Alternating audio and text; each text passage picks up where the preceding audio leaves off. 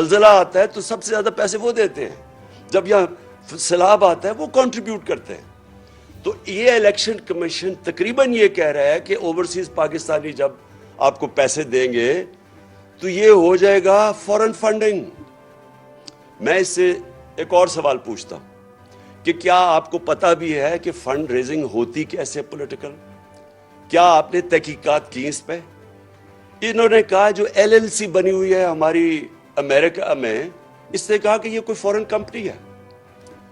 آپ سب کے لیے یہ سمجھنے کی بات ہے، ایل ایل سی کا مطلب جو لمیٹڈ لائبلٹی کمپنی بنتی ہے امریکہ میں، یہ قانون کے مطابق آپ کو بنانی پڑتی ہے.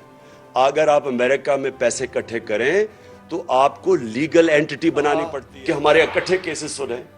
اس نے یہ بالکل ان کے کیسز نہیں سنے اور نہ ہی سے سننے ہیں، کیونکہ جس دن آپ سب کو پتا